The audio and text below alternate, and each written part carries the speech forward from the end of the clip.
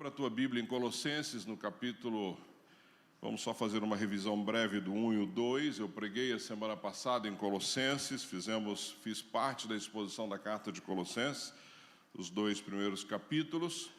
Hoje eu quero continuar no capítulo 3 e no capítulo 4 e já entrar em 1 Tessalonicenses. Então preste bastante atenção. Se você esteve aqui a semana passada, você vai se lembrar que esta carta que Paulo escreve aos Colossenses, ele escreve da prisão, ele está preso e ele escreve então da prisão. É uma carta que ele escreve para elogiar o crescimento da igreja de Colossos e também para alertar essa igreja sobre os falsos mestres, sobre os perigos que aquela igreja estaria enfrentando com as heresias que estavam acontecendo ali de uma forma muito clara. Então Paulo escreve essa carta com esses dois sentidos, de elogiar e também de alertar para que estes irmãos ficassem atentos. Ele começa a carta, então, dando aí uma orientação ou informando sobre o poder transformador de Deus, o poder de Deus, aquele poder que transforma, quando ele fala da sua própria vida, logo na saudação da carta, e quando ele chama os irmãos de santos ali em Colossos, mostrando então que a ideia de santidade é algo que nós precisamos perseguir na nossa vida, porque o Senhor nos chama a ser santos. Depois ele fala sobre as marcas de uma igreja, vocês vão lembrar da tríade, lembram ou não? Da tríade, qual era a tríade? Só para ver se vocês estão atentos. Uma igreja madura, ela tem 3 características, quais são? Alguém lembra? Fé? Exato, essa é a tríade que Paulo, então, fala ali que a igreja de Colossos tem. Ele vai falar que a igreja de Tessalônica tem, que as demais têm. A única igreja que ainda não tinha essa tríade era a igreja lá de Corinto. E ele escreve, então, capítulo 13, lembra que eu disse sobre isso? Falando sobre o que é o amor, e ele termina o capítulo 13 dizendo que desses todos, a fé, a esperança e o amor, permanece, então, o amor, que é o mais importante. Então, Paulo frisa isso na carta aqui, que ele escreve, então, à igreja de Colossos. Então, ele fala sobre uma igreja madura. Uma igreja madura é uma igreja que tem fé por crer nas promessas do Senhor, tem esperança de aguardar a volta do Senhor, ou até que Ele nos chame, não é? E essa é uma igreja madura, e é uma igreja que vive o amor na prática, não só de boca, mas esta prática do dia a dia. Essa é a tríade de uma igreja madura. Depois ele fala sobre o crescimento, as credenciais do Evangelho. O Evangelho cresce e frutifica, tudo isso ele está falando aí no capítulo 1, os resultados desse crescimento, ele diz que são vistos, ou seja, as pessoas à volta precisam ver esse crescimento e o fruto dessa igreja, não é? Depois ele vai falar sobre o poder através da oração. Vocês lembram que eu frisei muito isso? Ele trata de forma muito clara sobre o poder através da oração, que ele fala sobre o conteúdo da oração, aquilo que Paulo ora para que a igreja de Colossos tivesse o pleno conhecimento da vontade de Deus. Lembra que eu frisei sobre isso? A oração de Paulo é para que esse povo tivesse o pleno conhecimento da vontade de Deus e sabedoria, para que escolhesse não entre o bom e o excelente, mas que escolhesse o excelente, não entre o certo e o errado, mas que escolhesse o certo, tivesse sabedoria para isso. Paulo enfatiza isso de uma forma muito clara. Depois ele vai tratar sobre a obra de Cristo, essa obra magnífica de Cristo, que é a obra da redenção, não é? Ele fala de forma muito clara. Depois ele fala sobre a obra de Cristo na criação, nós tratamos isso no capítulo 2. Depois ele fala sobre a excelência da pessoa de Cristo, da sua obra, e ele finaliza então o capítulo 2 falando das marcas do ministério de Paulo. Isso tudo nós tratamos na semana passada. Depois ele fala sobre a igreja verdadeira, sobre ataque, e aí eu tratei alguns pontos que ele coloca de forma muito clara sobre isso. Depois falando sobre os perigos que essa igreja de Colossos estava enfrentando, que também são os mesmos perigos que enfrentamos hoje: o legalismo, não é? O sincretismo, que é a ideia de que desde que fale sobre Deus tudo é permitido e podemos estar juntos com todo mundo. Não, ao contrário. Falamos sobre o ascetismo, que é a ideia de abrir mão do prazer para ser mais santo, não é? Então eu deixo de comer para ser mais santo, eu deixo de ter uma vida sexual para ser mais santo, e nada disso te leva à santidade. A santidade você é levado à santidade através da sua obediência à palavra de Deus. Você não precisa deixar os prazeres da vida.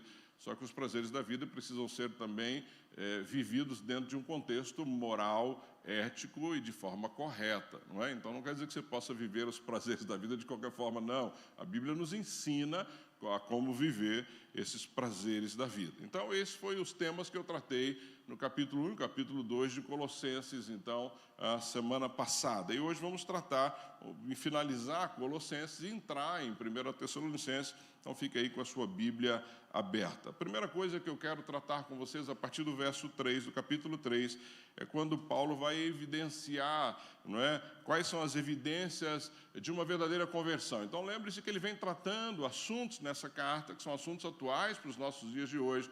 E aqui no capítulo 3, ele vai mostrar quando, de fato, uma pessoa ela é convertida, quando não há dúvida da sua conversão. Isso fica claro quando ele trata aí no capítulo 3, verso 1, ele diz assim, olha, portanto, já que vocês ressuscitaram com Cristo, ou seja, portanto, já que vocês se converteram, portanto, já que vocês aceitaram Cristo como Senhor e Salvador, portanto, se vocês entenderam que a vida que vocês estavam levando não era uma vida correta, vocês se converteram desta vida para uma nova vida, ele diz assim, no capítulo 3, verso 1, procurem as coisas que são do alto.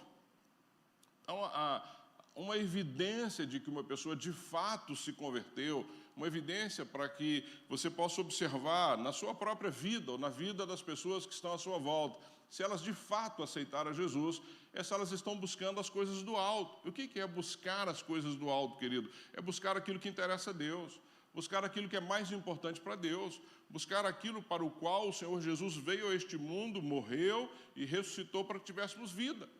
Então, você quer ver se uma pessoa de fato é convertida, é se o coração dela está nas coisas do alto ou nas coisas deste mundo. Ou se a vida dela é só buscando coisas deste mundo, que são passageiras, que perecem, que vão acabar. Então, Paulo está ensinando aqui para os irmãos de Colossos que é o seguinte, você então se converteu, você entendeu a sua caminhada com Cristo, busque as coisas que são do alto. E ele diz aí, onde Cristo está sentado à direita de Deus. Então, a primeira evidência é isso. Você está buscando as coisas do alto, porque eu tenho ensinado aqui que você deve viver as coisas desta vida e você não deve abrir mão delas, mas tem que ter um objetivo claro. O objetivo é fazer a vontade de Deus. O objetivo é buscar as coisas do alto. Então, ele está orientando nesse sentido. E ele continua. Ele dá mais uma evidência aí para que você possa entender o verso 2. Ele diz assim, mantenha os pensamentos, ou mantenha o pensamento nas coisas do alto. Então, ele diz que nós temos que buscar as coisas do alto e pensar nas coisas do alto. Onde está o meu pensamento?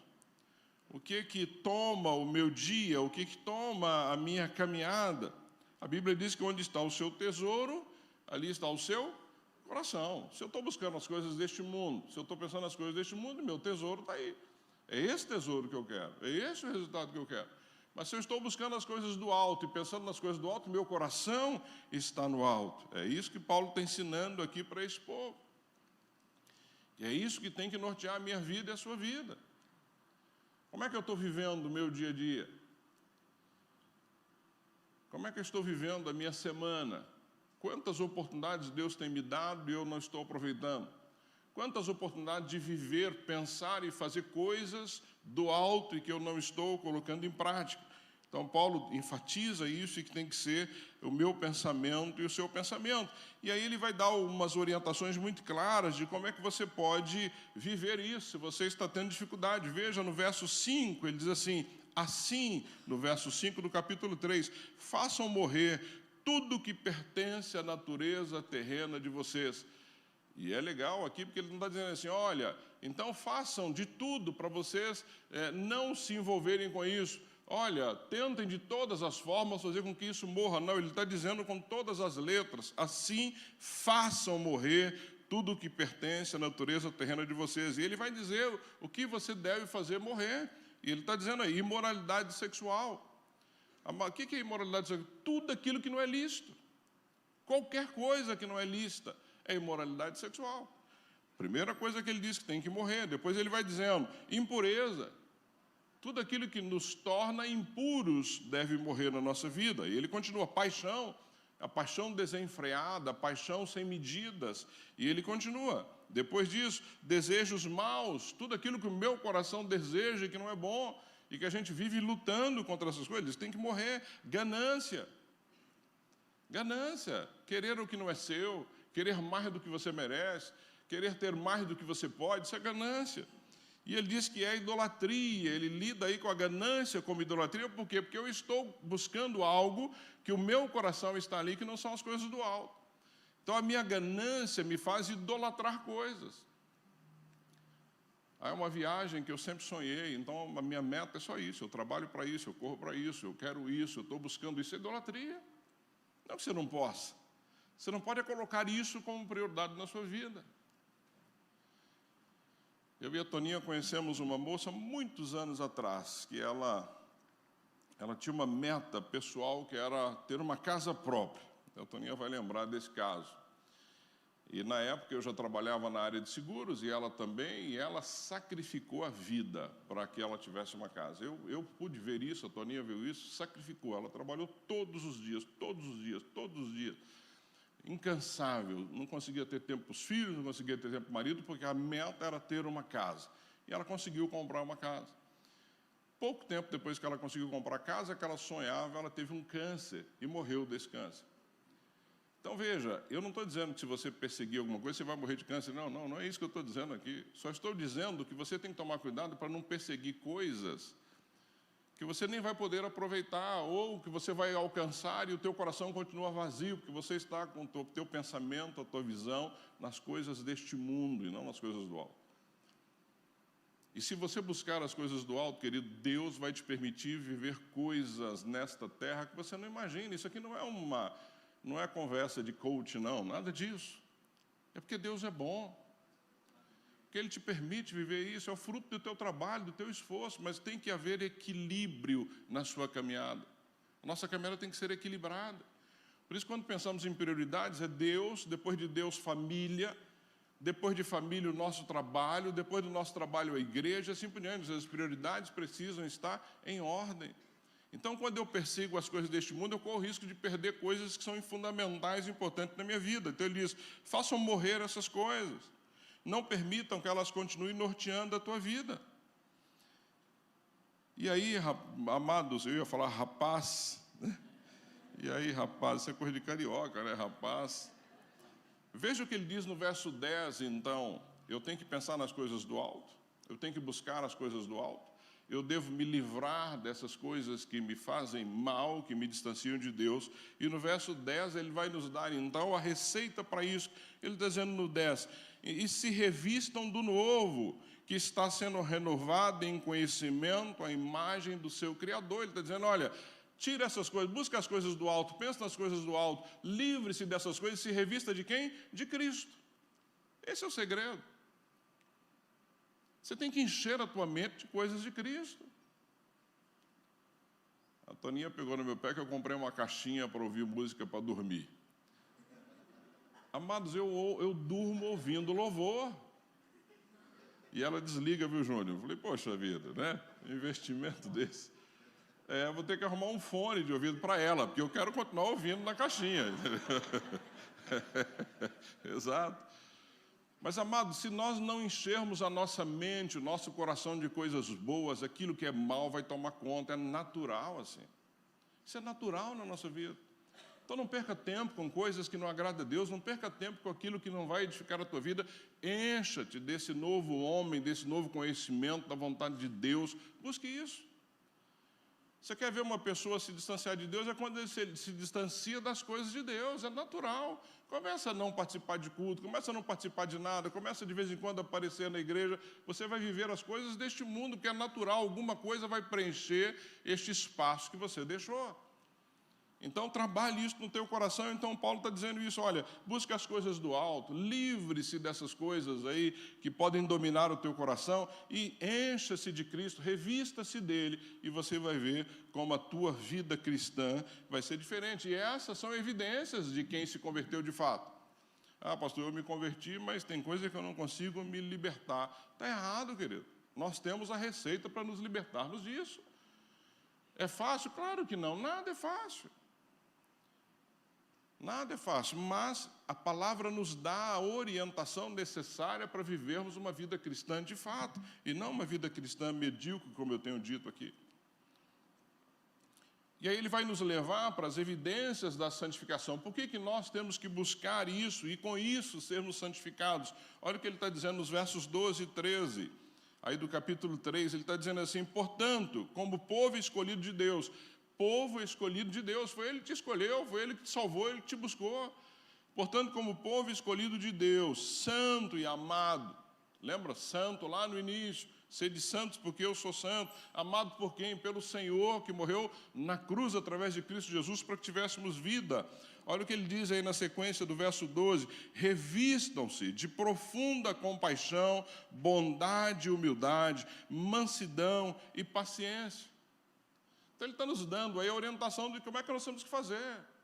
E a ideia do revestir aí é como se você tirasse uma roupa que não está boa e colocasse uma outra. Imagine um guarda-roupa lá no teu guarda-roupa, tem lá as suas roupas que você gosta. No meu caso, eu gosto de camisa, viu, gente? Então tem lá as minhas camisas. Ou tem lá as bermudas, igual o Júnior, que gosta de bermuda, e assim por diante. E ele está dizendo, olha, revistam-se do quê? Quais são as peças que tem? Compaixão, bondade, humildade, mansidão, paciência. Está dizendo, tira aquilo que não é bom, coloca o que é bom. Tire uma roupa velha, coloca uma coisa nova, revista-se disso. É assim que tem que ser a nossa caminhada, é aí que nós vamos viver na santificação. E ele continua, no verso 13, ele diz assim, suportem-se. E o que é o suportar aqui? É um do lado do outro. Não é suportar, porque, meu Deus do céu, é difícil suportar o duo, mas... nós somos crentes, tem que suportar. Não é isso que ele está dizendo. Não é esse suporte. Suportar o duo é se ele está com dificuldade, eu estou junto. É se ele tem que carregar uma carga, eu estou lá ajudando nessa caminhada. É isso que Paulo está orientando aqui. E ele está dizendo, portanto, suportem-se uns aos outros. E aí vem algo que mexe conosco, que perdoem as queixas que tiverem uns contra os outros. Perdoem como o Senhor lhes perdoou. E aqui o perdão não é um perdão, eu não consigo. É perdoar da maneira que Cristo nos perdoou. E como é que Cristo te perdoou, amado? Incondicionalmente. Não importa o que você fez, Ele te perdoou. Você está perdoado. Então, o perdão que Paulo está ensinando aqui aos irmãos de Colossos, que é o mesmo perdão que ele está ensinando para mim e para você, é que o nosso perdão tem que ser exatamente igual ao perdão que Deus nos deu. Profundo, incondicional, sem esperar nada em troca, sem crítica, sem, vou perdoar, mas nada disso. Deus não fez isso comigo nem contigo, Ele te perdoou. Quando você aceitou Jesus, você pediu perdão dos seus pecados, Ele te perdoou, ponto. É isso que Paulo está ensinando. Então, suportar uns aos outros, caminhar uns com os outros, ajudar uns aos outros e perdoar aqueles que tiverem alguma ofensa contra você. Da mesma forma que o Senhor os perdoou. Essa é a vida de santificação que nós precisamos viver, eu e você. Esse é o Evangelho que nós precisamos mostrar para as pessoas que estão à nossa volta.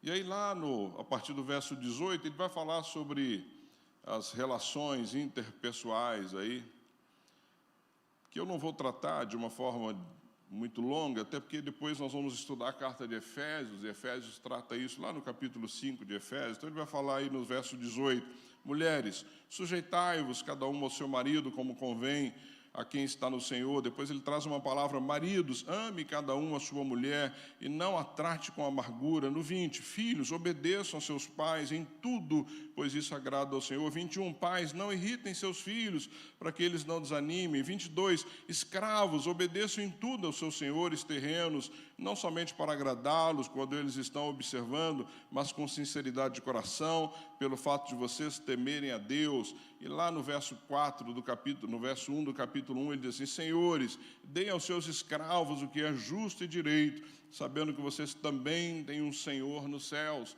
Ou seja, ele traz uma orientação para todas as relações interpessoais, de que nós temos que nos relacionar porque Deus espera isso de nós e da forma como Deus faria. Então ele fala para o marido, para a esposa, para o filho, para o patrão, ele fala para o empregado, e aqui nós podemos trocar, porque naquela época era escravos e senhores, né? Hoje nós temos patrão e empregado. Está dizendo, olha, você que é empregado, você não deve trabalhar bem só enquanto alguém está te olhando. Não, você tem que ser modelo no teu trabalho. E você, empregador, você tem que tratar o teu funcionário com dignidade, com respeito, com qualidade, né? Marido, ame a sua esposa, cuide dela, zele por ela. Pais, não irritem seus filhos. Então, ele vai trazer aqui orientações muito claras, mas que eu quero deixar para tratar isso lá em Efésios depois, porque nós não estudamos a carta ainda aos irmãos da cidade de Éfeso, tá bom? E aí ele vai terminar essa carta dizendo aí que nós devemos buscar as primeiras coisas primeiros, está aí a partir do verso 2, olha que interessante o que é buscar as primeiras coisas primeiro. Primeiro no verso 2 do capítulo 4, ele diz assim, dediquem-se à oração, estejam alertas, sejam agradecidos.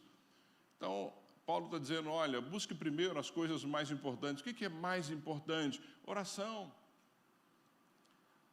Esse é o teu momento com Deus, é o teu momento de intimidade com Deus, é o teu momento a sós com Deus, é o teu momento que você pode agradecer a Deus, é o momento que você vai pedir, é o momento que você vai chorar, é o momento que você vai clamar, é o momento que você vai pedir perdão, abrir o seu coração, é o seu momento com Deus. Ele está dizendo, olha, então, dedique-se a isso, dedique-se à oração. A segunda coisa, ele fala sobre a oração intercessória, é o que ele está dizendo aí no verso 3, olha aí. Ao mesmo tempo, orem também por nós, para que Deus abra uma porta para a nossa mensagem, a fim de que possamos proclamar o ministério de Cristo pelo qual estou preso. Então, primeiro tem um tempo de oração seu e Deus. Depois, a oração intercessória, o que é isso? Ore pelos outros. Pega lá teu caderninho de oração, comece a orar pelos seus amados, pelos seus familiares, amigos, trabalho e assim por diante. Paulo está pedindo oração aqui para que as portas se abram e o evangelho seja pregado. Porque Paulo não tinha outra motivação. A motivação de Paulo era pregar o evangelho. Paulo só pensava nas coisas do alto. Ele só queria fazer aquilo que agradava a Deus. Então, ele está pedindo ao povo de Colossos, olha, me ajude, ore para que as portas sejam abertas e para que eu possa pregar o evangelho. Depois, no verso 5, ele vai falar sobre uma coisa que eu acho muito interessante. Olha o que ele está dizendo no verso 5 para eles. Ele diz assim, sejam sábios no procedimento para com os de fora e aproveitem ao máximo todas as oportunidades. Não serve para nós hoje? Você está sendo sábio com quem ainda não conhece Jesus? Você está sendo sábio com quem você quer buscar para que essa pessoa tenha um encontro pessoal com Jesus? Sábio. Ele está nos falando que nós temos que ter sabedoria ao lidar com os de fora, aproveitando ao máximo todas as oportunidades. O que significa isso, amados? Qual é a minha postura com os de fora? O que as pessoas estão vendo em mim? O que as pessoas estão vendo em você? Aqueles que não frequentam uma igreja, quando olham para você, qual a visão que ele tem? Isso é muito sério. Paulo está dizendo para os irmãos de Colosso, olha, sejam sábios, porque nós vamos alcançar eles. Sejam sábios, porque tem muita gente aí sem Jesus. Aproveitando as oportunidades, não perca as oportunidades. E eu tenho falado sobre isso, eu tenho orado sobre isso, eu tenho orado para que Deus te dê oportunidades, não perca as oportunidades. Aí no verso 6, ele vai falar de outra coisa que a gente tem que tomar todo o cuidado. Ele diz assim, o seu falar seja sempre agradável e temperado com sal. Interessante, né? Agradável e temperado com sal. O que dá sabor na comida, queridos? Sal. Então ele está dizendo que o nosso falar tem que ser igual aquele sabor da comida, temperado com sal. Não, pastor, mas eu sou o seguinte, falou, eu respondo na hora. Não é? Eu sou assim mesmo. Eu sou assim, nasci assim, vou morrer assim. Falou, eu rebato. Paulo está dizendo, não. O meu falar tem que ser agradável. Igual a comida, boa comida temperada com sal. O meu falar tem que fazer com que as pessoas queiram conhecer Jesus. E aí, queridos, nós precisamos trabalhar o nosso temperamento. Nós temos que trabalhar o nosso desejo, às vezes, de fazer valer a nossa justiça própria. Lembra? O que é a justiça própria? Trapo de imundície. É isso que a palavra diz, que é a nossa justiça própria. Paulo está dizendo, olha, sejam temperados no falar, que o seu falar seja agradável. Seja agradável. E aí ele termina, a partir das saudações finais, falando sobre cultivar relacionamentos importantes. Aqui Paulo dá um show para nós. Querido, você vai ver que ele cita várias pessoas aí. E nessas pessoas, depois você pode ler a sua casa com calma, ele vai citar cada uma delas e ele faz um elogio. Isso é muito bacana. Ele cita Tíquico, olha o nome. E ele traz um elogio para ele, depois ele cita Onésimo, depois ele cita Aristarco, depois Marcos, Barnabé, Jesus o Justo, Epáfras, Lucas, Demas, Ninfa, todos esses ele cita e elogia. Cita e elogia. Significa que Paulo é um cara que busca cultivar relacionamentos, porque isso é importante na caminhada. Isso é importante. E é isso que nós precisamos buscar na nossa caminhada, ou seja, você já falou para as pessoas que estão aí no seu dia a dia o quanto elas são importantes? Fale. Eu vi alguém que escreveu, já faz, não sei nem quem é que escreveu, mas escreveu que não adianta você mandar flores num velório enquanto você não deu em vida. Adianta mandar uma coroa de flores para alguém, ela não sabe mais nem que você está mandando coroa de flores, já morreu, gente. Eu faço muito velório, eu acho muito bacana no velório quando alguém chega e fala da pessoa que faleceu. Mas será que falou enquanto estava vivo? É isso. Nós precisamos cultivar relacionamentos que são importantes para nós. Nós vamos falar para essas pessoas. Nós vamos honrar essas pessoas. É isso que Paulo faz aqui, então, nas saudações finais da carta. E aí, no verso 17, ele diz assim: digam a Arquipo, cuide em cumprir o ministério que você recebeu no Senhor, o verso 17. Aqui não fica claro se ele está encorajando esta pessoa ou se ele está exortando essa pessoa. E ele termina no verso 18, eu, Paulo, escrevo esta saudação de próprio punho. Lembra que eu já falei sobre isso lá atrás? E ele diz assim, ó, lembrem-se das minhas algemas, a graça seja com vocês. Ele diz assim, não se esqueçam que eu estou preso. Mas mesmo aqui preso, eu estou buscando as coisas do alto, eu estou buscando aquilo que importa a Deus. É isso que Paulo está ensinando aqui para os irmãos de Colossos. E ele termina essa carta, que para mim, amados, é um manual, não é, de como viver uma vida seguindo e fazendo a vontade de Cristo. Então, não se esqueça de estudar isso, de ler, de observar os detalhes, de entender o que ele está ensinando lá para o povo de Colossos e que é tão atual nos dias de hoje, Amém? Amém? Vamos para a 1 Tessalonicenses? Então, primeiro volte aí em Atos, no capítulo 17. Vamos entender como é que essa igreja surge lá em Atos, no capítulo 17.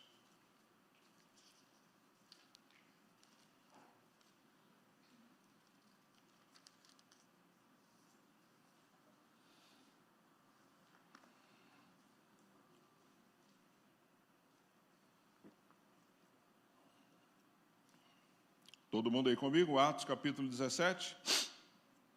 Eu vou ler dos versos 1 ao 8. Aí conta a história de como esta igreja foi fundada, então, por Paulo. Ele está aqui em Tessalônica, então é o lugar onde ele funda essa igreja. É a segunda viagem missionária de Paulo.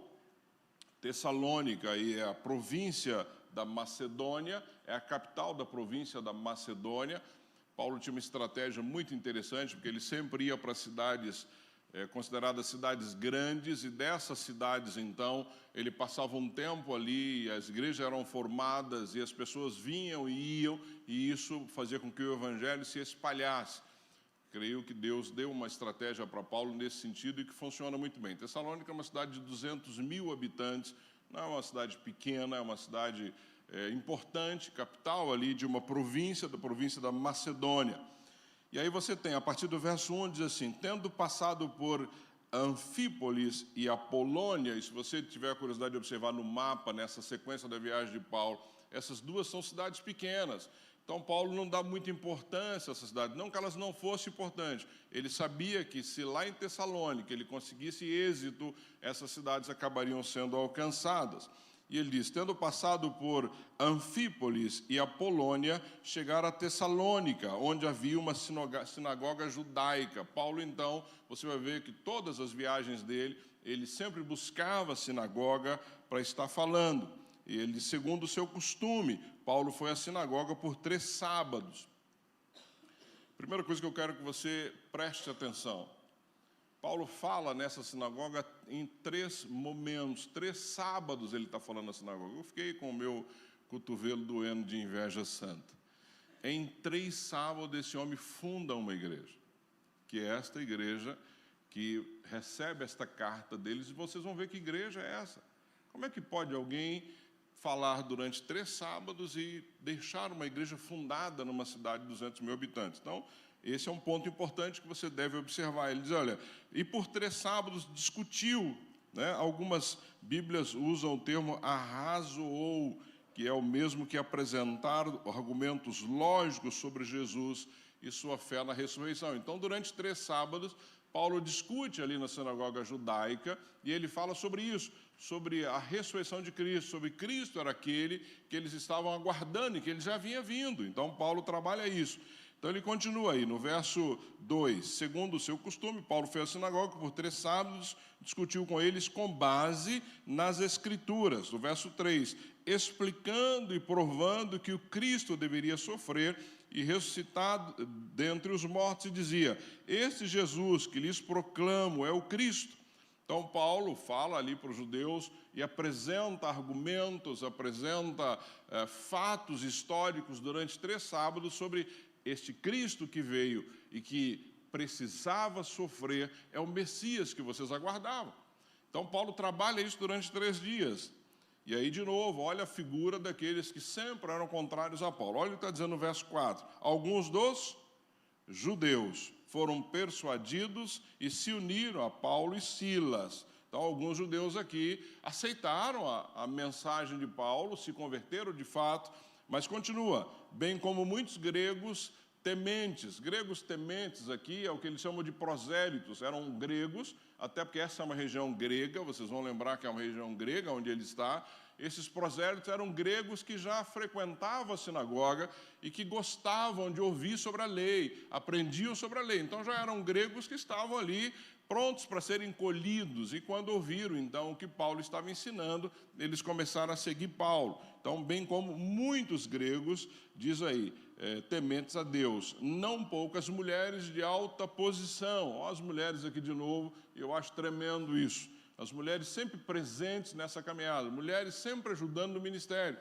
E aqui uma palavra de gratidão às mulheres da nossa igreja. Ai da nossa igreja se não fosse vocês, mulheres, nos ajudando no ministério. De fato, isso é muito importante, e você vê historicamente isso acontecendo. Durante toda a história do crescimento do Evangelho, o quanto é importante o papel das mulheres nos ajudando nesse crescimento. E aí vem no 5, olha o que diz o verso 5. Mas os judeus ficaram com inveja. De novo, os judeus invejosos aqui ficaram com inveja. Reuniram alguns homens perversos dentre os desocupados e com a multidão iniciaram um tumulto na cidade. Sempre. Paulo, aonde ele ia, ele tomava pancada, não tinha jeito. E aí ele continua. Invadiram a casa de Jason em busca de Paulo e Silas a fim de trazê-los para o meio da multidão. Contudo, não os achando, arrastaram Jason e alguns outros irmãos para diante dos oficiais da cidade, gritando, estes homens que têm causado alvoroço por todo o mundo, agora chegaram aqui. Olha que interessante, e mesmo antes de Paulo chegar na cidade de Colossos, a história, as pessoas já sabiam, porque ele está dizendo, esses homens que estão causando um alvoroço em todo o mundo, chegaram aqui. Coisa linda, você chegar num lugar, as pessoas já saberem do que está acontecendo. O Evangelho já estava sendo propagado em toda a região. Não é? E é isso que ele está dizendo. E ele continua. Contudo, não os achando, arrastaram Jason e alguns dos irmãos diante dos oficiais da cidade, gritando. Não é? E aí no 7, e Jason os recebeu em sua casa. Todos eles estão agindo contra os decretos de César. E aqui é um equívoco, porque Paulo nunca pregou contra os decretos de César. Mas quando este homem faz uma acusação dessa, cria um alvoroço, por quê? Porque naquela época, tudo aquilo que pudesse, de alguma forma, trazer algum confronto contra o império, era tratado com pena de morte, com perseguição, com apedrejamento e assim por diante.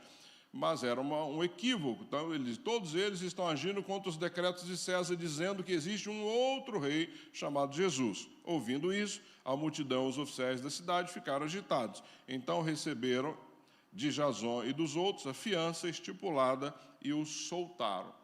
Aqui a igreja de Tessalônica é fundada. Durante 3 sábados, Paulo prega, durante 3 sábados, Paulo ensina, durante 3 sábados, Paulo rebate os judeus com informações bem atuais da caminhada de Cristo nessa terra.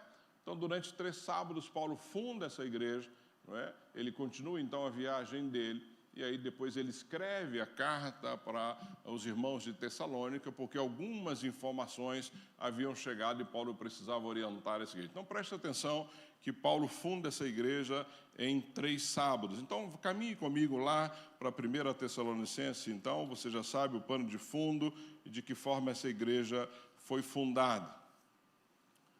Todo mundo comigo aí, lá em Tessalonicenses, 1 Tessalonicenses, ok? O que Paulo trabalha nessa carta que é importante para mim e para você? Primeiro, ele agradece a Deus por esta igreja e, de novo, ele começa agradecendo pelas 3 marcas de uma igreja madura: fé, esperança e amor. É o que ele trata aí no verso 3 do capítulo 1. Ele diz assim: lembramos continuamente diante de nosso Deus e Pai o que vocês têm demonstrado. Então, olha lá, o trabalho que resulta da fé, o esforço motivado pelo e a perseverança proveniente em nosso Senhor Jesus Cristo. Então, de novo, Paulo está dizendo, uma igreja madura é uma igreja que tem essa tríade: fé, esperança e amor. Queridos, nós precisamos fazer uma avaliação nossa enquanto igreja, enquanto povo de Deus. Enquanto cristão, eu preciso fazer essa avaliação constante, ou seja, será que nós somos uma igreja madura? Nós somos uma igreja que crê de fato, tem fé de fato. Nós somos uma igreja que espera ansiosamente a volta de Cristo. Nós somos uma igreja que demonstra o amor uns pelos outros, como Paulo está dizendo que a igreja de Tessalônica, de Colossenses e tantas outras tinham isso muito claro na sua caminhada. Então ele mostra exatamente isso. Ele mostra aí também, no verso 4, que um crente, não é? A ideia de um crente que é chamado pelo Senhor, e isso fica claro na caminhada. Olha o que ele está dizendo no verso 4. Sabemos, irmãos, amados de Deus, que Ele o escolheu, Ele quem? O Senhor. Amado, o Senhor te escolheu. Foi o Senhor que foi ao teu encontro. Foi o Senhor que mandou Jesus morrer na cruz do Calvário. Você é um privilégio. Você serve a um Deus que é todo-poderoso. Você serve a um Deus que te amou. Olha quem você é. Eu fico com vergonha, às vezes, quando eu penso nisso. Fico com vergonha de pensar que Cristo morreu na cruz no meu lugar. Que Deus amou o humilde da forma que Ele era. Todo prepotente, achando que era alguma coisa, que era bonzinho, que não mentia, que não fazia, que não acontecia. É cheio de arrogância, e aí o Senhor te ama a ponto de mandar Jesus vir morrer na cruz no seu lugar. E aí no verso 5, amados, ele fala de algo muito especial que nós precisamos pensar também enquanto igreja. Ele diz assim no 5, porque o nosso evangelho não chegou a vocês somente em palavra, mas também em poder, no Espírito Santo e em plena convicção. Vocês sabem como procedemos entre vocês em seu favor. Quando Paulo está dizendo assim, olha, porque o evangelho que chegou a vocês chegou também em poder, no Espírito Santo, não só em palavras. Essa igreja viveu um avivamento. Essa igreja não viveu de uma mensagem humana, mas de uma mensagem de Deus. Essa igreja começou a viver algo que vinha do Senhor, um avivamento, onde as pessoas cuidavam umas das outras. Vocês vão ver aqui na frente Paulo falar de tribulação, de dificuldade, de sofrimento. Essa igreja foi formada no meio de sofrimento, mas ela era uma igreja que viveu um avivamento de Deus. Então o crescimento vem a partir de um avivamento. Então não adianta eu me esgoelar aqui o tempo todo no púlpito falando domingo após domingo, se você que está aí sentado não buscar a Deus de fato. Se vocês não orar, se você não buscar viver uma vida de santidade, se nós não tivermos um avivamento no nosso meio, não há crescimento, não há maturidade. Então essa igreja viveu esse avivamento que nós precisamos buscar para a nossa vida. É isso que Paulo está dizendo, olha, o evangelho que chegou até vocês não chegou só de palavra, porque de palavra está cheio aí, pregações bonitas, cultos bonitos, templos bonitos. Eu fui essa semana, maravilhoso. Mas não é isso. Tem igrejas no mundo aí crescendo, tem igrejas no mundo evangelizando, tem igrejas no mundo salvando pessoas através do evangelho, em lugares que nós ficaríamos boquiabertos. Porque há um avivamento, é o poder do Espírito Santo que faz isso. E é isso que nós temos que buscar para a minha vida, para a sua vida. Nós precisamos ser uma igreja cheia do poder do Espírito Santo na nossa caminhada, que era a igreja de Colossos. E é isso que Paulo está dizendo para a igreja, que ficou claro que houve um avivamento naquela igreja, porque veja o que ele diz no verso 6, aí do capítulo 1, ele diz assim, de fato, vocês se tornaram nossos imitadores. Imitadores de quem? De Paulo, dos demais apóstolos. Porque Paulo usa essa figura, ele diz assim, ó, sejam meus imitadores como eu sou de Cristo. O que as pessoas dizem? Ah, não olha para mim não, porque eu sou falho. Não, Paulo está dizendo, você tem que ser alguém que as pessoas vão imitar. Ele diz, olha, sejam meus imitadores, porque eu sou de Cristo. Então, Vivi, você tem que dizer para as suas amigas, me imitem, porque eu sou uma imitadora de Cristo. O Du tem que falar para os meninos assim, olha, me imitem, porque eu imito Cristo. Não é não olhe para mim porque eu sou falho, não, pelo contrário. Olha para mim, porque eu estou buscando viver uma vida de santidade na presença do Senhor. Olhe para mim, me copia. Foi isso que Paulo está dizendo aqui no verso 6.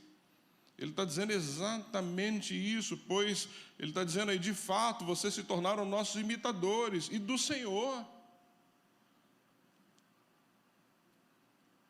E olha o que ele conclui aí, pois apesar de muito sofrimento, ele não está dizendo apesar de uma perseguição, ele está dizendo apesar de muito sofrimento, receberam a palavra com alegria. Lembra lá, alegria que a gente tratou a semana passada, com alegria que vem do Espírito Santo.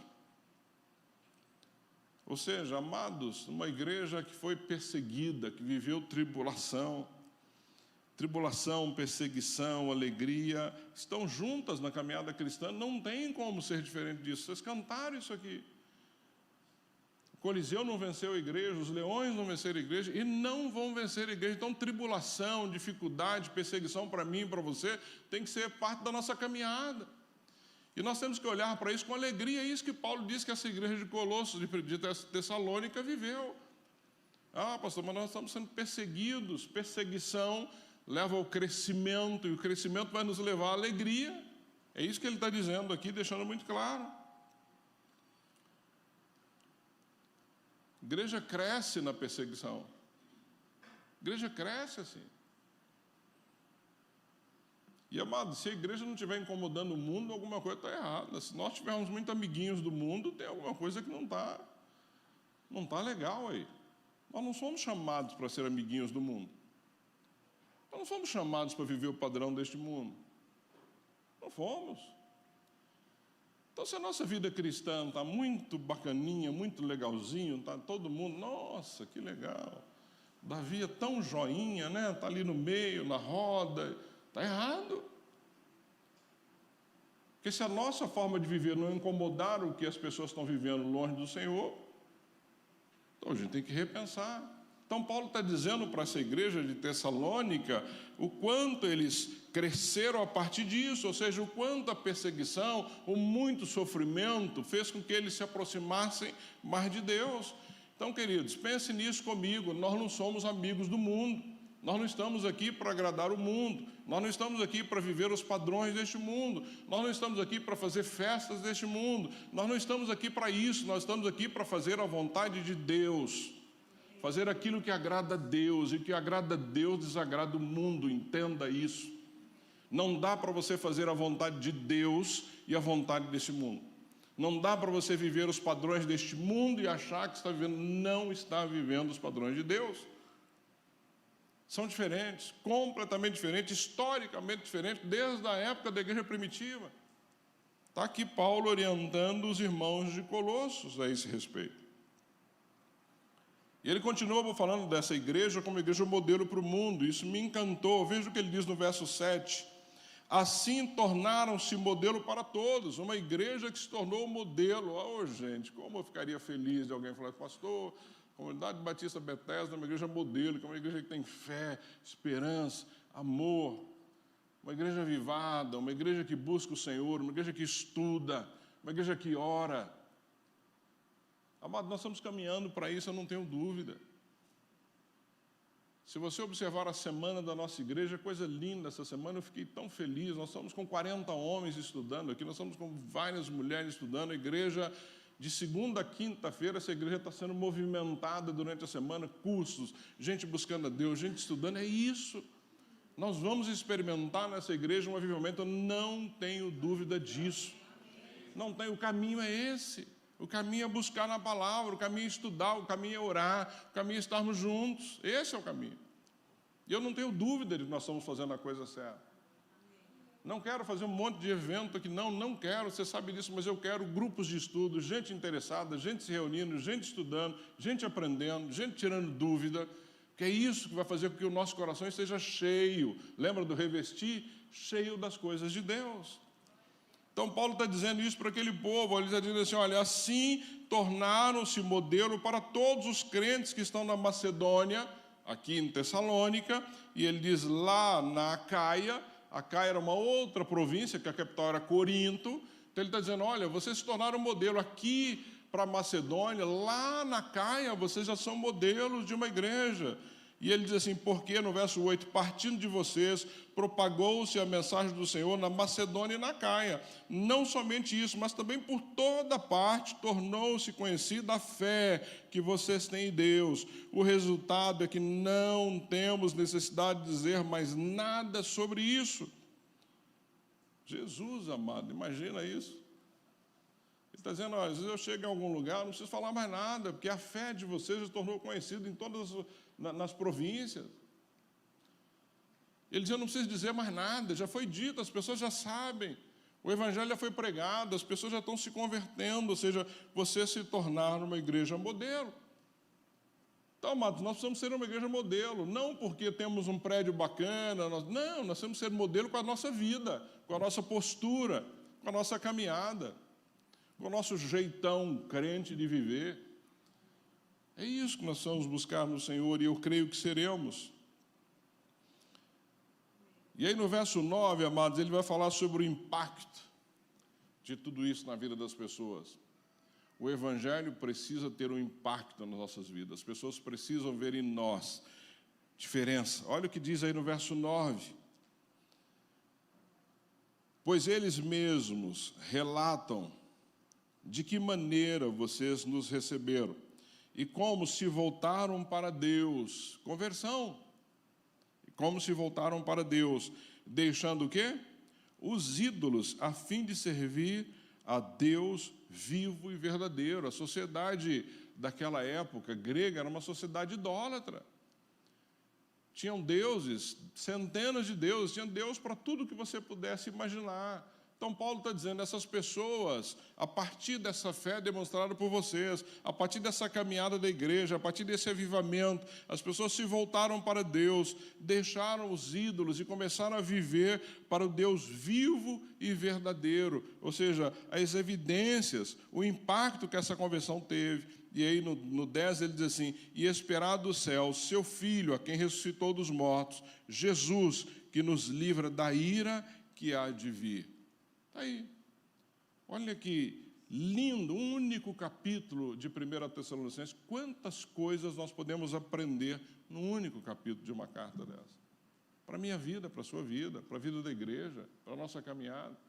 Dá para a gente fazer uma avaliação. E eu espero que você faça uma avaliação da sua vida quando você lê uma carta dessa. E aí, amados, Paulo, no capítulo 2, ele faz de novo uma defesa do seu apostolado. Gente, como Paulo tinha paciência para se defender. Toda a carta, Paulo tinha que fazer uma defesa do apostolado dele. Era impressionante como esse homem viveu e, mesmo assim, ele tinha que se defender. Olha o que ele está dizendo aí nos versos 3 a 6. Ele diz assim, olha, verso 3, pois nossa exortação não tem origem no erro, nem em motivos impuros, nem temos intenção de enganá-los. Ao contrário, como homens aprovados por Deus para nos confiar o Evangelho, não falamos para agradar pessoas, mas a Deus que prova o nosso coração. Vocês bem sabem que a nossa palavra nunca foi de bajulação, nem de pretexto para ganância. Deus é testemunha, nem buscamos o reconhecimento humano que vocês, quer de vocês, quer de outros. Ou seja, havia uma conversa que Paulo era bajulador, que ele estava interessado no dinheiro das pessoas, que ele pregava um evangelho interessado no bem das pessoas. Eu não tenho dúvida de que Paulo, um homem como este, vocês viram aqui lá em Atos, quando diz que algumas mulheres haviam se aproximado, e lá o termo dessas mulheres, mulheres de bem, mulheres com recursos. Eu não tenho dúvida de que Paulo, em vários momentos da sua caminhada, era sustentado por gente com dinheiro, porque as pessoas se convertiam, e o bolso era convertido também. E Paulo, então, não tinha dificuldade nas viagens, na caminhada dele, mas aqui havia uma conversa de que ele era um bajulador, e ele responde isso. Ele está dizendo, olha, a minha exortação não tem origem no erro do homem, mas sim na palavra. Eu nunca busquei agradar a homens, e sim a Deus. Eu não tenho por que querer agradar vocês. Então, Paulo está se defendendo aqui de uma forma muito objetiva e direta. Ele diz, olha, nossa palavra nunca foi de bajulação, nunca teve pretexto de ganância. Pode dizer, eu nunca preguei para vocês interessado no dinheiro, recurso. Eu nunca fiz absolutamente nada interessado em ganhar algum tipo de, seja de reconhecimento dos homens, seja de algum benefício, e ele se defende nesse sentido. Dos versos 7 a 12, ele usa aqui duas figuras muito interessantes ainda na sua defesa. Olha que legal, ele diz assim, ele continua então ainda se defendendo, no verso 7, embora como apóstolo de Cristo, está dizendo, olha, eu sou um apóstolo de Cristo, lembra que ele diz lá, apóstolo de Cristo pela vontade de Deus, não de homens. Então ele está dizendo no verso 7, embora como apóstolos de Cristo pudéssemos ter sido um peso. Ele está dizendo, olha, como apóstolo de Cristo eu poderia exigir de vocês, sim, que vocês me sustentassem, vocês me dessem uma ajuda, que vocês cuidassem de mim. Ele está dizendo isso. Como apóstolo de Cristo, eu podia, porque, afinal de contas, o apóstolo é aquele que ia de lugar em lugar, fundando igrejas, estabelecendo liderança, ou seja, ele vivia do Evangelho. Então, ele está dizendo exatamente isso. Então, embora como apóstolo de Cristo pudéssemos ter sido um peso, fomos bondosos quando estávamos entre vocês. Está dizendo, não fomos peso para vocês. Não exigimos nada de vocês, somos bondosos. E aí ele usa uma figura, amados, muito interessante, que ele diz assim, olha, como uma mãe, ele diz, como uma mãe que cuida dos próprios filhos, como uma mãe que cuida dos próprios filhos. A mesma figura de cuidado aqui só aparece lá em Efésios, que nós vamos estudar. Quando há uma orientação para o marido cuidar da esposa, e lá em Efésios, quando Paulo então orienta, ele diz que o marido deve cuidar da esposa como cuida do próprio corpo. E lá em Efésios, no capítulo 5, versos 29 e 30, você não precisa ler, ele diz assim, além do mais, ninguém jamais odiou o seu próprio corpo, antes o alimenta e dele cuida, como também Cristo faz com a igreja. É a mesma palavra usada lá em Efésios, Paulo está usando aqui. Então, Paulo está dizendo assim, como uma mãe que cuida dos próprios filhos. Ele está usando a mesma figura, ele está usando a mesma palavra, ele está dizendo assim, olha, eu como apóstolo, com vocês, eu estou agindo como uma mãe que cuida, que zela, que protege, que orienta. E ele continua, sentido assim, em tanta afeição por vocês, decidi dar-lhes não somente o Evangelho de Deus, mas também a nossa própria vida, porque vocês se tornaram muito amados por nós. Então, Paulo dizendo, olha, a minha relação com vocês é como se fosse uma mãe que cuida dos filhos, que protege os filhos. Eu não tenho interesse nenhum no dinheiro, no prestígio, em nada que vocês tenham, pelo contrário, o meu interesse é em cuidar de vocês. E lá no 11, ele usa uma outra figura interessante. Olha no verso 11, ele diz, pois vocês sabem que tratamos cada um como um pai. Primeiro como uma mãe, ele está dizendo, como uma mãe que cuida. Agora olha como ele trata o pai. Então ele vai usar a autoridade da mãe o cuidado da mãe é a autoridade do pai. Então ele está dizendo aí no 11, pois vocês sabem que tratamos cada um como um pai trata seus filhos. Como é que um pai trata os filhos? Está aí no verso 12. Exortando, primeira coisa. Depois de exortar, consolando, e depois dando testemunho para que vocês vivam de maneira digna. Lembra? Balança, maneira digna de Deus que os chamou para o seu reino e glória.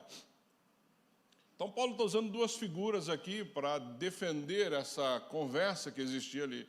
Está dizendo, olha, eu como apóstolo trato vocês como a mãe trata e cuida dos filhos, mas também como pai, eu exorto vocês, eu consolo vocês, dou testemunho, e aqui em outras versões, esse dando testemunho é o mesmo que admoestar, que é confrontar com a palavra. Então ele está dizendo assim, olha, eu tenho o carinho de uma mãe, mas eu tenho a autoridade de um pai sobre vocês. Eu vou consolar vocês quando precisar. Eu vou exortar vocês quando precisar. Mas eu vou confrontar, admoestando vocês todas as vezes que precisar. Para quê? Por que eu vou fazer isso? Porque eu não gosto de vocês? Não, para que vocês vivam de maneira digna a Deus. Para que a vida de vocês seja uma vida correta na presença do Senhor. É isso. É essa caminhada que nós temos que ter. E aqui é uma dica para você como pai. Como é que você está criando o seu filho, pai, que está aqui? Você está exortando o seu filho quando necessário? Você está cuidando dele, consolando quando necessário? Você está admoestando o seu filho quando necessário? E aqui eu vou repetir para você nunca se esquecer. Admoestar é confrontar com a palavra, não é com o que você acha, não. Ah, pastor, mas agora é assim, né? Agora eu tenho que liberar porque todo mundo libera. Agora eu tenho que deixar porque está assim, pastor. O mundo mudou, a palavra não mudou. Não mudou. A orientação de Deus para mim e para você na educação dos nossos filhos não mudou em absoluto. Continua exatamente como era. Então, admoestar significa que eu vou confrontar com a palavra, não com a minha palavra. Não com o que a sociedade diz, não com o que as pessoas estão dizendo, é o que a palavra diz nesse sentido. Então, qual a garantia de que meus filhos vão viver bem? Quando eles são confrontados com a palavra, quando eles vivem de acordo com a palavra.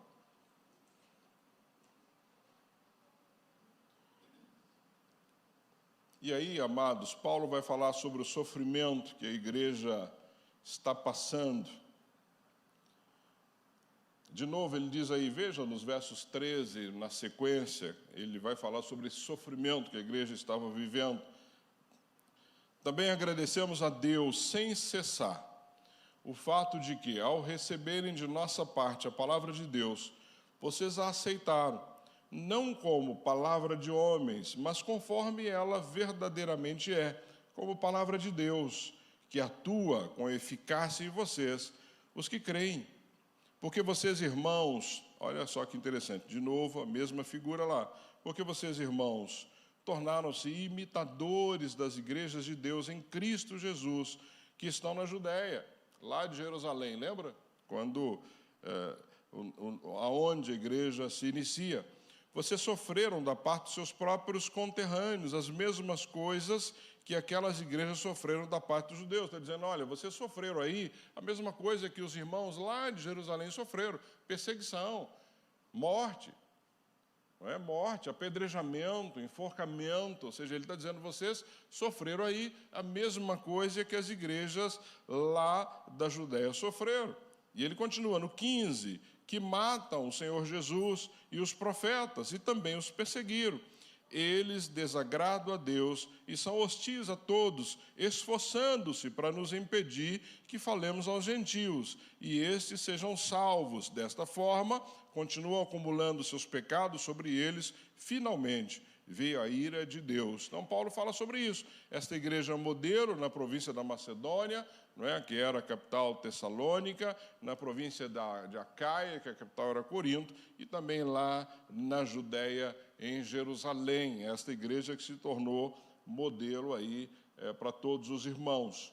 Ele fala sobre querer rever de novo os tessalonicenses, não é? E aqui tem uma situação interessante nos versos 17 aí até o 20, porque, principalmente no 18, quando ele diz assim, olha o que está dizendo no 18, quisemos visitá-los, eu mesmo, Paulo, quis, e não apenas uma vez, mas duas, e olha só que interessante, porém, Satanás nos impediu. Poxa, pastor, mas Satanás impediu Paulo de visitar os irmãos em Tessalônica? Claro, impediu. Satanás é o opositor da igreja, Satanás é o opositor da obra, do avanço da obra, e ele vai usar artimanhas, ele usa artimanhas. Quem diz que ele está dormindo? O pastor Eto dizia assim, não brinque com o diabo, porque ele tem 7.000 anos de existência. Ele fala que ele é bem velhinho, ele sabe do que ele está fazendo. Não tem poder, amados, contra a nossa vida. A Bíblia diz que maior é o que está em nós do que o que está no mundo. Não é? Mas ele pode fazer situações, criar circunstâncias e nos impedir. Foi o que aconteceu aqui, nós não sabemos. Paulo não diz o que foi. Mas ele dizendo que o próprio Satanás impediu que ele fosse visitar os irmãos em Tessalônica. Então não brinque com isso. Quem conhece bem aqui a obra missionária sabe das lutas que são, dos impedimentos que o diabo tenta de todas as formas, usa pessoas, usa circunstâncias, usa ataques, às vezes contra a sua saúde, contra a saúde da sua família, tenta alguma coisa contra você, mas ele é um opositor da Igreja de Deus no avanço missionário. E aqui é só uma palavra nesse sentido, porque nós não sabemos exatamente o que impediu. Paulo não deixa claro aqui, também não é importante, nós precisamos só entender que o diabo já está vencido. Ele esperneia, ele tenta de toda forma, mas já está vencido. Mas ele vai tentar sempre criar algum problema aí nesse sentido. No capítulo 3, Paulo vai então aí orar pela igreja, ele vai trabalhar no capítulo 3, há uma preocupação pastoral de Paulo, olha aí nos versos até capítulo 1, até o verso 5, quando Paulo então está preocupado com a igreja, e ele encaminha então Timóteo para ter um tempo lá com ele, diz assim, por isso, no verso 1 do capítulo 3, quando não pudemos mais suportar, achamos por bem permanecer sozinhos em Atenas, e assim enviamos Timóteo, nosso irmão e cooperador de Deus, no Evangelho de Cristo, para fortalecê-los e dar-lhes ânimo na fé, para que ninguém seja abalado por essas tribulações. Olha o cuidado de Paulo, que coisa linda.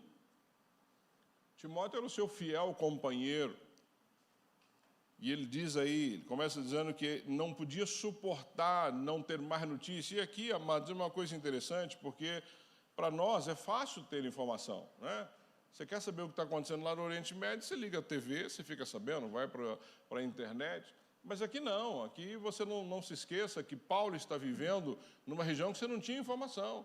E quando ele diz aqui que ele não podia mais suportar, é porque ele não sabia como é que esses irmãos estavam, ele estava aflito por essa igreja. Então ele abre mão do seu companheiro Timóteo e envia quem? Timóteo até lá em Tessalônica para estar com eles. E olha, ele diz aí que ele envia por quê? Para fortalecê-los. Porque Paulo sabia do sofrimento daquele povo. Paulo sabia o que eles estavam passando. Paulo sabia da perseguição que o povo de Tessalônica estava enfrentando. Então, para fortalecê-lo e dar-lhes ânimo na fé. Não era ânimo no coach que a gente vê hoje. Você pode, você é poderoso. Vai sair daqui, você vai conquistar tudo. É isso. É ânimo na fé. Está sofrendo por causa de Cristo? Alegre-se. Alegre-se. Cristo está voltando, Ele vai voltar. Se Ele não voltar enquanto você estiver nessa terra e Ele te chamar, você vai encontrar com Ele. Nós vamos falar sobre isso semana que vem. Isso é fortalecer alguém na fé, não é com palavras vãs, não é com essas baboseiras que a gente está ouvindo aí, não, gente, é na fé. Ele prometeu que você não ficaria só, Ele não prometeu que você não teria sofrimento, não, mas você vai ter doença, a gente vai ter doença, nós vamos ter problema. Vai ter falta de grana, vai ter desemprego, vai ter tudo, porque nós vivemos num mundo caído. Mas como é que nós somos fortalecidos pela fé? Crendo nas promessas de Deus, crendo que Ele está conosco, suportando um ao outro, caminhando junto, ajudando nessa caminhada. É assim que nós vamos passar por isso. E é isso que Paulo faz quando envia Timóteo, ou seja, fortalecendo-lhes e dando ânimo na fé, para que ninguém seja abalado por essas tribulações, ou seja, vai passar. Eu não sei quais tribulações você está vivendo, querido, mas vai passar. Vai passar, creia, confie, vai passar. E ele continua, você sabe muito bem que fomos designados para isso que? Para ensinar, para orientar, para fortalecer. Ele continua. No 4, quando estávamos com vocês, já lhes dizíamos que seríamos perseguidos. Gente, em 3 sábados, Paulo ensinou este povo e diz, olha, vocês serão perseguidos. E mesmo assim a igreja ficou lá, os caras falaram, não, vocês, não é? Já estamos vivendo aqui sobre o domínio de Roma, e ainda vão ser perseguidos? Vão. Paulo, a vida já não está fácil, vai piorar. Vai piorar, mas a diferença é que vocês estão servindo a um Deus vivo, todo-poderoso. A diferença é que vocês estão servindo a um Deus que mandou o seu Filho Jesus vir a este mundo, morrer na cruz, no seu lugar e no meu lugar. É isso que Paulo está ensinando para aquele povo. Já lhes dizíamos que seríamos perseguidos, o que realmente aconteceu, como vocês sabem. No 5, por esta razão, não suportando mais, enviei Timóteo para saber a respeito da fé que vocês têm, a fim de que o tentador não os seduzisse, tornando inútil o nosso esforço. O que é o tentador seduzisse? Mostrando, sabe, aquela coisa que a gente já tratou nas outras cartas, sutilezas. Coisas, sabe, que parece verdade, mas não são. Aquela lábia, sabe aquela coisa que a pessoa vai sendo seduzida, vai sendo levada, vai vivendo o evangelho que parece evangelho e que não é evangelho, está caminhando para um céu que não é céu. Não é? É assim que muitos estão caminhando hoje. Tome cuidado. E aí, Timóteo vem, traz boas notícias para Paulo. Ele fica super feliz com as notícias que ele recebe. E aí lá no verso 12, eu encerro aí, ele diz assim, que o Senhor faça crescer e transbordar o amor que vocês têm uns para com os outros e para com todos, a exemplo do nosso amor por vocês. Não era uma igreja que amava? Não era uma igreja que já demonstrava amor, mas Paulo ora para que esse amor transborde. Olha que coisa. Ele está orando para que eles amem mais, para que esse amor seja de tal forma que possa transbordar. O que é transbordar? É derramar. Amado, se nós amamos, precisamos amar mais. Se nós demonstramos, precisamos demonstrar mais. É isso que Paulo está dizendo, é isso que tem que ser na minha vida e na sua vida. Que o Senhor faça crescer e transbordar o amor que vocês já têm. Crescer o amor que vocês já demonstram, crescer o amor que vocês já demonstram uns pelos outros, porque o Senhor faça crescer e transbordar o amor que vocês têm uns para com os outros, para com todos, é exemplo do nosso amor por vocês, que Ele fortaleça o coração de vocês para serem irrepreensíveis. De novo, aqui ele vai tratar da santidade, para que vocês sejam irrepreensíveis em santidade, diante de nosso Deus e Pai, na vinda de nosso Senhor Jesus, com todos os seus santos. Que o amor transborde, que vocês sejam irrepreensíveis na caminhada de vocês. É isso que Paulo está pedindo para a igreja de Colossos, é isso que ele está orando, e que com certeza chega até nós nos dias de hoje na comunidade Batista Bethesda. E assim tem que ser a nossa caminhada. É assim que nós temos que caminhar com Cristo. Amém, queridos? Semana que vem eu trato o capítulo 4 e 5, porque o capítulo 4 fala sobre a volta de Cristo, como viver para agradar a Cristo, e a volta de Cristo, que é um pouco mais complexo, e eu não tenho mais tempo para a gente andar nisso, falta 14 minutos para a gente terminar o culto, mas eu prometo que a semana que vem a gente anda um pouco mais e fala sobre a vinda de Cristo. É tremendo, é um capítulo muito importante que eu quero trabalhar com vocês então. Aprendemos hoje? Temos coisa para colocar em prática? Amém? Deus tenha misericórdia de nós, da nossa caminhada cristã. Fique de pé e eu quero orar com você, querido.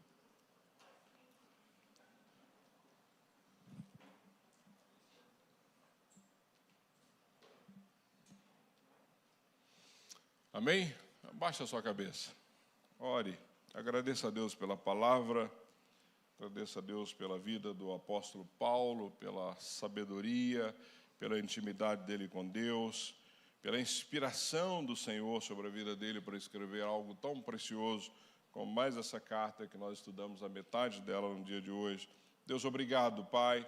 Obrigado pela Tua palavra que nos orienta. Obrigado pela Tua palavra que nos dá direção. Obrigado pela Tua palavra, Deus, que nos admoesta. Obrigado pela Tua palavra, Deus, que nos consola. Obrigado, Deus, pela Tua palavra que nos dá esperança. Obrigado, Deus, pela Tua palavra. Pai, eu oro para que a comunidade Batista Bethesda seja de fato uma igreja com essa tríade, a fé, a esperança e o amor.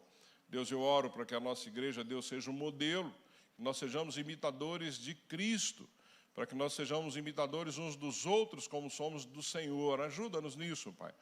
Ajuda a nossa comunidade aqui neste lugar a fazer diferença, não por ser um lugar agradável, não por ter um povo agradável que recebe tão bem, mas para ser um povo, Deus, comprometido com o Senhor, um povo que leva o Senhor a sério, um povo que quer viver buscando as coisas do alto, pensando nas coisas do alto e não vivendo as coisas deste mundo. Ajuda-nos nisso, Pai. Ajuda-nos, Pai, nessa caminhada. Ajuda-nos, Pai, a viver de fato uma vida que agrada ao Senhor. Ajuda-nos, Pai, a nos revestirmos. Ajuda-nos, Pai, a vivermos livres da impureza, da ganância, da mentira, da idolatria. Ajuda-nos, Pai, a viver uma vida que traga alegria ao Teu coração. Pai, que esse é o desejo do meu coração, esse é o desejo do coração dos nossos amados aqui nessa manhã. E eu sei que esse é o desejo do coração daqueles que estão em casa. Se estamos aqui, Deus, nesta manhã, se separamos esse tempo para ouvir a Tua palavra, é porque, de fato, nós queremos levar uma vida com seriedade na Tua presença. Portanto, Pai, ajuda-nos nas nossas fraquezas, ajuda-nos, Pai, nas nossas dificuldades, ajuda-nos, Pai, nas nossas dúvidas, ajuda-nos, Pai, a não termos uma vida secreta, uma vida dupla, mas que a nossa vida, Pai, seja irrepreensível, como lemos aqui, Paulo escrevendo aos irmãos de Tessalônica. Ajuda-nos, Pai, nessa caminhada. Esse é o meu pedido como pastor dessa igreja. Esse é o meu pedido sobre a vida de cada membro da nossa igreja. Portanto, ajuda-nos nisso, Pai, que nós possamos viver uma vida que traga alegria no seu coração e que seja um testemunho, não só para aqueles que já te servem, mas principalmente para aqueles que ainda não estão caminhando com o Senhor. Assim que eu oro, agradeço ao Senhor, Pai, em nome de Jesus. Amém, amém e amém, querido.